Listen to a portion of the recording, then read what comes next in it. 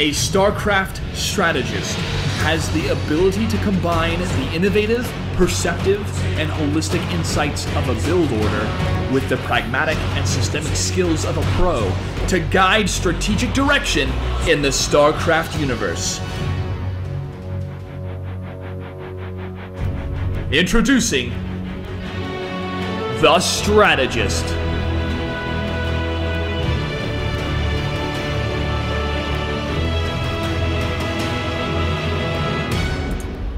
And good evening, ladies and gentlemen, and welcome to episode 1 of The Strategist. My name is OctanePro, and joining me, as always, is my co-host, Buddha. Buddha, how's it going? It's going great, man. Excellent, excellent. Well, welcome, everyone, to episode 1 of The Strategist. If you've had an opportunity, thank you for checking out episode 0, the pilot episode of The Strategist. If you haven't already, please make sure you go over to youtube.com/TheStrategistTV, where you can find all of our episodes. Right now we're only on episode 1, but you will be able to find everything in the future there.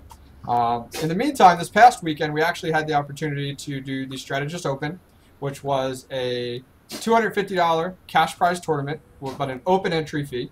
Congratulations to our first through third. Third place went to Atero, second place went to Gosu User, and first place went to TSL's Hune. So it was an excellent tournament. We thank all of our sponsors for contributing. And, yeah, what did you think of the overall tournament, Buddha? I think it went really well, actually. You know, it flowed pretty smoothly. We had a ton of games to cast. There was a lot of good content coming out of it, and I'm really happy. Yeah, me too. Shout-outs to our administrators that kind of kept the tournament running. We were very pleased by it and got a lot of feedback from the community with a lot of comments on how professional it was and how they really enjoyed the content. So that would not be possible without our sponsors. So thanks again to the sponsors of the Strategist Open. In the meantime, we actually, our first match series that we got to actually watch was QXC. And more recently, we've actually seen QXC doing a lot of the bunker placement versus Zerg. Why don't you tell us a little bit about that placement and how that's kind of changing the game for QXC right now, Buddha? Yeah, QXC has always been known for his less than standard style, I suppose we can call it. And you know, recently with the buff to the Queen, he came up with a new way to kind of deny creep spread, and he's putting these bunkers at the bottom of his opponent's natural and using them so that spine crawlers can't hit them because they're out of range. And, you know, the Zerg players make a lot of Zerglings and maybe some Queens and try to bust that bunker. He's got his one SCV there to repair it, and he follows up with Reactor Hellions. It's a 1-React FE into Reactor Hellions. It's very, very, very strong and really delays creep spread for a long period of time.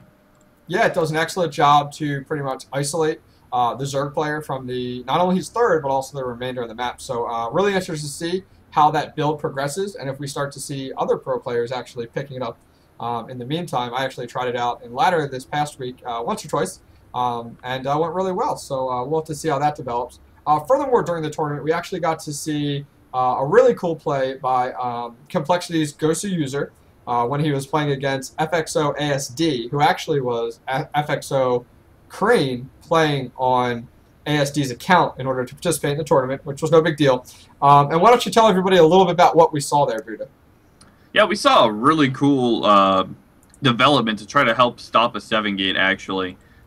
He invested a little bit more money into gas initially and went for a kind of faster lair, and then got drops and Overlord speed, and went for fast Hydralisks, and used Roach Hydra to hold a 7-gate off at his third. And then, as force fields went down, he grabbed all of his units, put them in the Overlords, and dropped them right on top of all of the sentries and stalkers. It was really, really, really cool to see. And completely negated the force fields that the 7-gate is so strong and based around. Yeah, it was amazing to see. It caught both of us off guard. I don't even think we realized the ventral sack research. Do you think that might change things a little bit versus like a 7-gate for the metagame in the future? Like, will it become standard? Yeah, I have no idea. Will it become standard?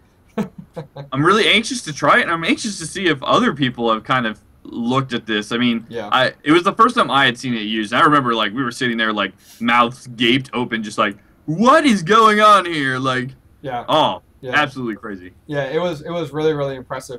Is there anything you've seen recently as well in the tournament scene regarding builds at this point that we haven't mentioned yet?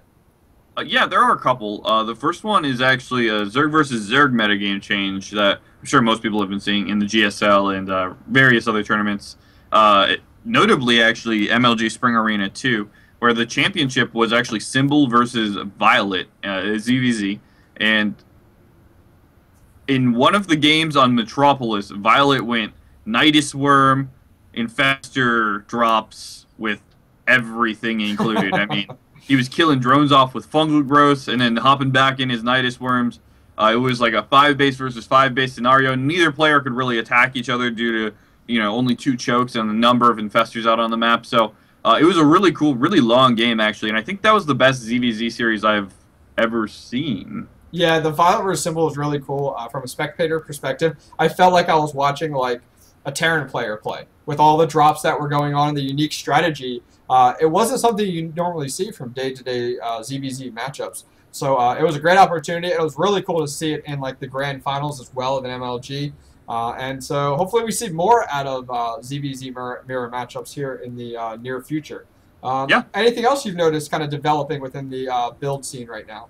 Well, yeah, first of all, that last series is actually free on MLGpro.com /live. You can actually see all of the spring arenas and the championships there. I think you can watch them all for free. Yeah, MLG's really stepped it up and started to offer a lot of those VODs very quickly, but also quite an abundance of them now. So thank you to MLG for providing that to us.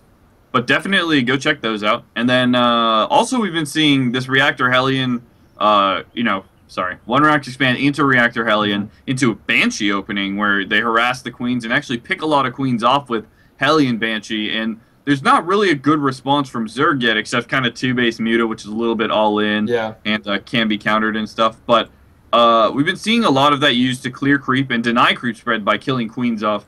And also, we've only seen this once or twice, I think.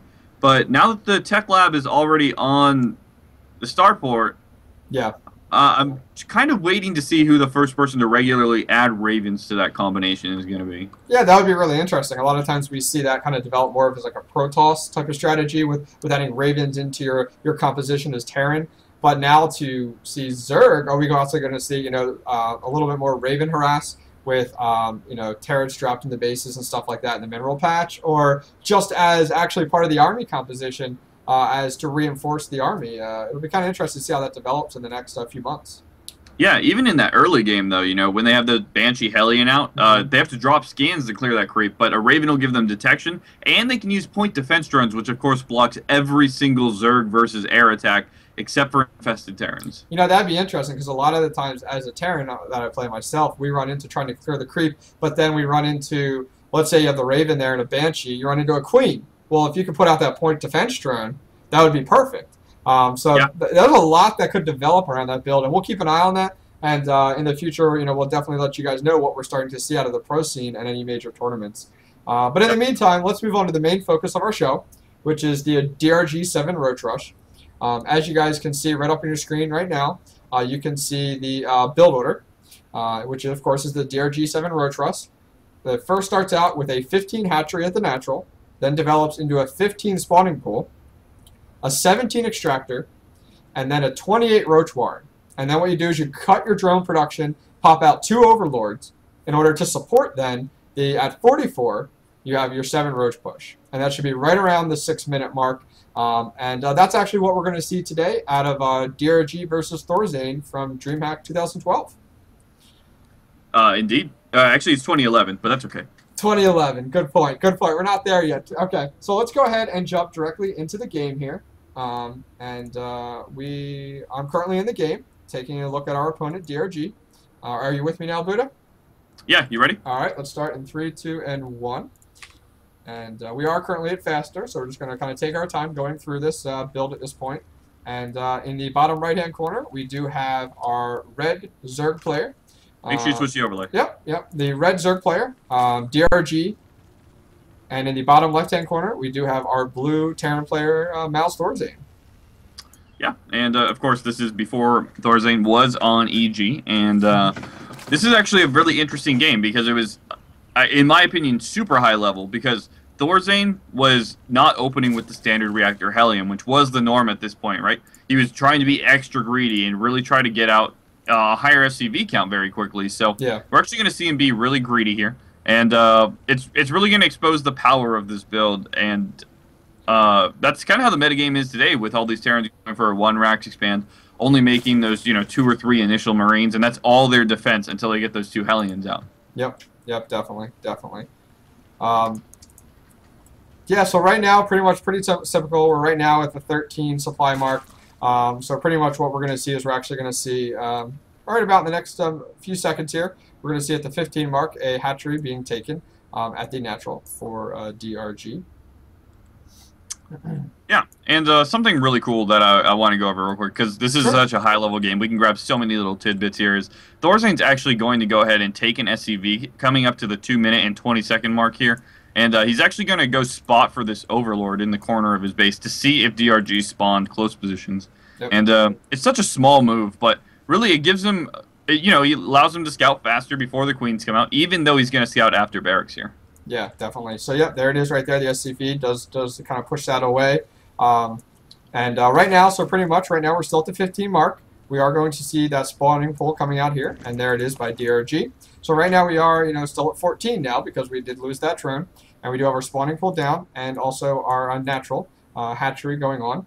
And now we should be getting extractor here about the 18-minute mark. Is that correct, Buddha? Yeah, 18 supply mark. Yeah, not 18-minute mark. And yeah, this is going to progress pretty normally. He's going to make his Overlord at 17 and start another drone after that. Pretty standard. He's going to make 2 Queens, and actually we're going to see a Marine come across the map with an SCV and with this SCV at DRG's base right now. And DRG is going to make 4 Zerglings, and you can choose to make those 4 Zerglings, or you can decide to go with 2 instead if you'd like. Yeah. And all that is kind of push the Zerg player out of there to stop scouting. That's that whole purpose. If you can force the Terran player out of there, it works out really, really well. And actually, those 4 Lings are going to pop out here in a second and push them away. So, and what he did was, Thorzane actually noticed right there that the cocoon for the Zerg players that were in production there, that's why he kind of turned around. So right now, we are at the 26 here. So in the next few count here, we should go ahead and see the Roach Warren getting placed down for DRG. And here it comes now, and that is down right there. And right now, why don't you explain about the Overlord kind of process right now? Oh, sure. At the 28 supply mark, you're going to make 1 more drone here to make it 28 out of 28. And then he's going to make 2 Overlords. That's going to give him just enough supply for 8 Roaches, but he's only going to make 7 because that's how much he's going to have money for. And that allows him to have a little bit of free supply so we can make another Overlord and then more drones. Thorzane playing really greedy right now, adding a 2nd command center after the double gas. And he's going to go into somewhat of a little bit of a mech build here, and it's going to transition out because he takes so much damage. But yeah, we're going to see exactly how he reacts to this, and it's actually going to be a very good response, all things considered. But do note how the Zerglings have cleared the map of SCVs and Marines, and the towers are not taken by Thorzane, so he's actually going to have no idea this is coming. We currently have all 7 Roaches in production right now, and they're going to start their march across the map, man. That's what's going to happen. Yep, so pretty much here the Roaches are just about finished up for me here, and the Roaches will be popping out for DRG. We'll go ahead and follow them across the map. And so right now, as you can see, we're right now about the 6-minute mark, so please keep that in mind. As we said, the Roaches should be pushing out the 6-minute mark, and it's called the 7 Roach Rush because of our count right now. They should be pretty much progressing and hitting the top of the ramp of Thorzane at the 7-minute mark. So as you can see right now, Roach is just checking through the map, going past the Zelnaga there, and making up their way. Now, he does use the links to kind of scout ahead, DRG. So he knows, okay, there's nothing down the ramp, there's nothing at the natural right now. So this is pretty much stopping Thorzane from progressing on to increase his economy. And as you can see here, the Roaches are now just hitting the top of the ramp and taking out the Marines. Yeah, so basically DRG's going to go ahead and break through here. And he's only got 2 Hellions out on the map, so he actually cancels Blue Flame and starts a Siege Tank and Marauder right away. Yep. Stim is going to be canceled. Very good choice by DRG. And look at Thorzane's awareness. He's like, oh, I'm going to get supply blocked. So he starts 2 more depots right away so he can keep his unit production up and not die to this. Yeah, it's very wise, very high level. It keeps him alive. Most common players are just GG here. But, this is amazing. The game goes on for 21 minutes outside of this build order that we're showing you guys here. But as you can see, DRG is not only microing his Roaches there to do as much damage as he can to his opponent's army and also his economy, but he's also go ahead and taken his 3rd. which is a very wise decision there. You know, he's getting ahead, not only economically, but also with his army composition at the current time. And you can actually see that right now in the infestor count. We're at 35 to 26 harvesters at about the 8-minute and 15-second mark. And that last roach is going to get cleaned up here. And yeah, so right there, we're right about the 40 to 26 harvester count. And DRG has done what he wanted to do. 12 workers killed for Dongrai Gu right now.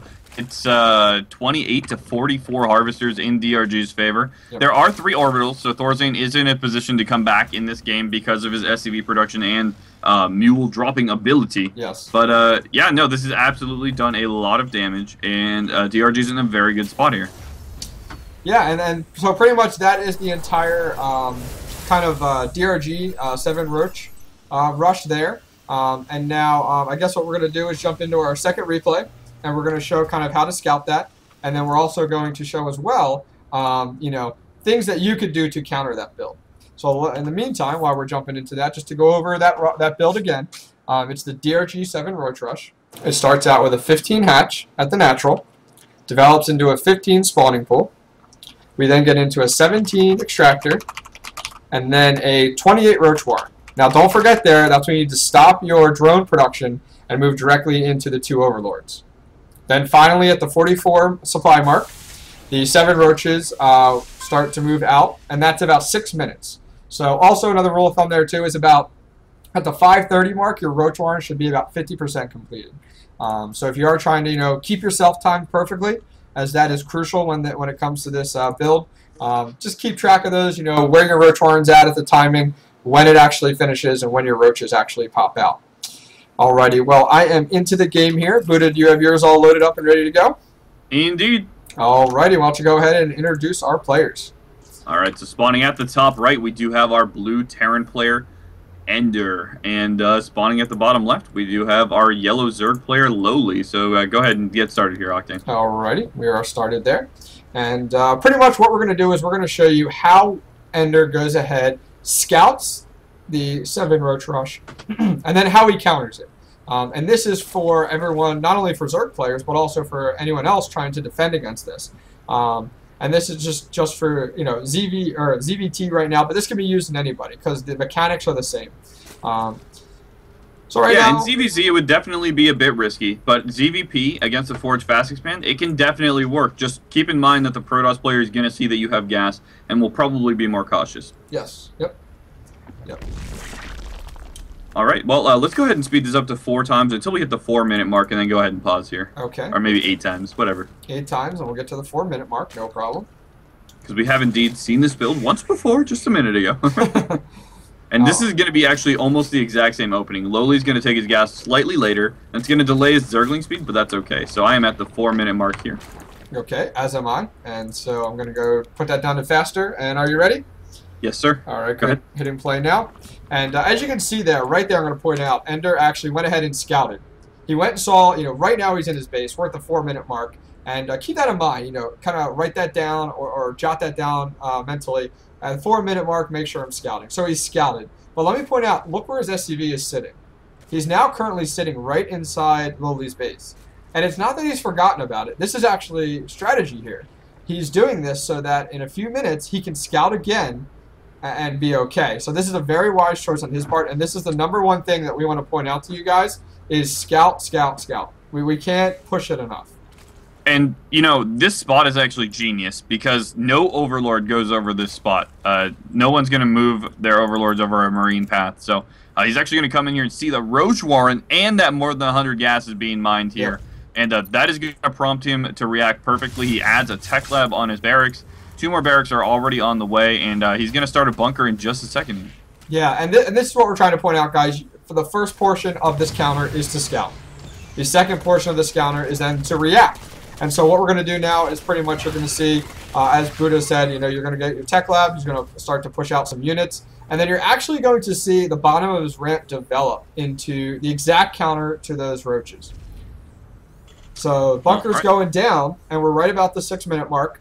And we should see those roaches actually coming out here. And there they are. And they're going to be walking across the map. And we do have 6 roaches and not 7. And I think Lowly made a decision to do this. in the sense that he said, okay, this has been scouted. I don't think it's going to do as much damage as before, because he had actually done this in game 1, and this is game number 2. And Ender was ready for it in game 1. He's trying it again in game 2. Tried it with 10 roaches in game 1, but instead this time just wants to force those marauders out and, you know, kind of get a little bit of a scout with these roaches and a little bit of map control. So we're going to see him poke up here. As we can see, we do have a marauder in the bunker, which is actually a big deal. And it's going to basically ward these roaches off pretty freely. Lowly knows there's not a lot of damage he can do here with a marauder in that bunker, so he backs off very smartly. Yeah, and that's the whole key here, guys. You know, the perfect way to counter those roaches is to put down a bunker, kind of develop a wall, as you can see here. And now this wall doesn't restrict Ender completely, but it does ward away the roaches. And as you can see, pretty much that DRG 7 roach rush has been countered. He didn't lose anything. He scouted it properly, and now he's recovering from it. And perfectly seen here, I mean, he has 3 racks right now, 2 that have tech labs that are pushing out marauders, and they're also doing research there, so that allows his tech to get ahead as well. Yeah. So Ender's follow-up here is going to be a 1-1 Stim Combat Shield Marine Marauder push-out. That's actually going to do a lot of damage, and actually that's what he did all 3 games, because Lowly actually opened like this in every game. So, you know, it's really, really cool to see from Ender this style that is going to be both defensive initially and offensive, knowing that all those resources were pumped into those roaches early, and those weren't drones. And now he's going to have a timing where Lowly's either going to be all-inning him back, or he's going to have taken a third base. And as we can see, he took a third base, and this game's going to go on for a little while here, but yeah. Definitely Ender in a good position as their supplies are even, and the harvester count is pretty close. Correct. So let's go ahead and jump out of that replay there. And once again, folks, the 2 main things there, as we discussed, was 1, scouting. You have to make sure you keep on top of your scouting. No matter what race you're playing against, always scout. Second there is to, once you scout what your opponent's going, which was here, this DRG 7 Roach Rush, how to counter it. And as you can see there, the bunker was made, the supply depots were placed properly, and it countered perfectly. Now, granted, the army compositions and the army amounts were completely different. There's only 3 units in that bunker compared to the 7 roaches, but because of the development of the bottom of that ramp in that bunker, it completely rejected that DRG 7 Roach Rush. Any last comments here, Buddha, regarding that build there?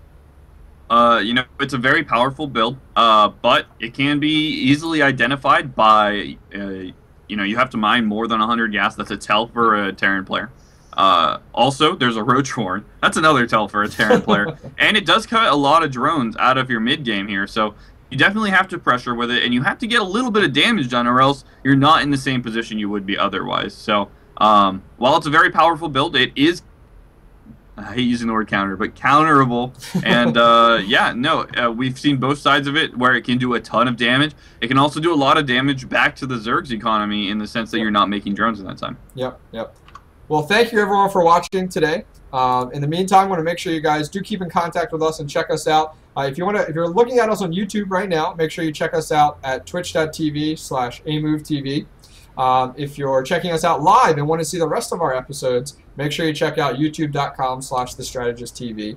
And if you want to keep up to date with us, you know, when we're going live, what news we come out with, when we're going to do another open tournament, check us out on Twitter. Twitter.com/thestrategisttv. And then finally, we're always looking for recommendations, for suggestions, and maybe even recommended builds. Make sure that you guys email us, thestrategisttv@gmail.com. We're always looking for feedback, guys, so please throw it our way. Good, bad, or just neutral, you know, we'd like to hear it. You know, this is for you guys out there. So if you have a build order you really want and you've seen, you're like, oh, I saw it on GSL. You know, send it our way, and we'll look into it. We'll do the research. We'll do the time on it, and we'll go from there. Also, guys, catch the Strategist next week on July 8th at 10 p.m., where we're going to go over the Protoss Forge Fast Expand. All right, guys, remember, practice hard, win easy.